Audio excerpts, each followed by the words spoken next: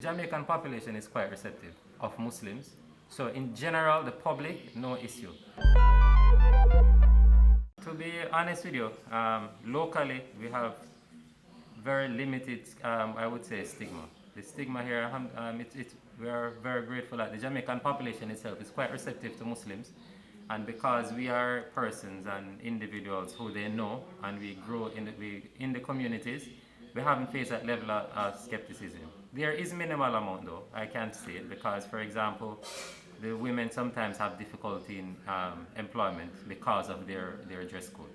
So sometimes the dress code, even though they may have the qualifications, the dress code does present a challenge sometimes in terms of getting employment. One of the major challenges we face generally is traveling. So even local immigration and whether returning home or leaving, there are sometimes, many times, you are basically pulled from the line, ask certain questions. So you do face that traveling. Majority of the stigma and challenge we face is traveling. I've traveled several times. I've traveled to the Caribbean because my wife is Guyanese, and I've traveled between Guyana, Trinidad, Bahamas, and also in the Middle East. I went to Dubai and I went to Saudi Arabia as well because I went to perform the pilgrimage to Hajj. And let's put it, of this many times I've traveled, I anticipate my name will be called on the speaker. There are two occasions that I've traveled, not hearing my name, and it was very surprising. It was welcoming, but very surprising. Only twice, and as I said, I've traveled numerous times. So I anticipate that my name will be called. So for example, my name will be called to ask, okay, what's in your luggage? I remember when I was going to marry my wife. This was in 2006. And I remember when I got married to her and we were coming, where I was returning home, they called me and everybody else, they tell them to go.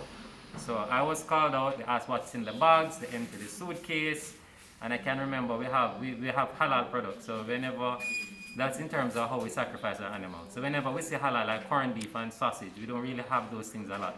So in Guyana, there was a man I was bringing, they asked me what are in the cans, and if they can open the cans, I said no problem if you want to take the cans, whatever the case is. So I was held, it was to that extent where I saw them moving away, because I could have seen the flight, and they were moving the stairs, they were moving the steps away, and I asked, how am I going to get home, what are you doing? So they called the pilot, hold the flight, and that was, because as I said, I anticipated it, it's something I expect, and generally this is what I get a lot of hold up.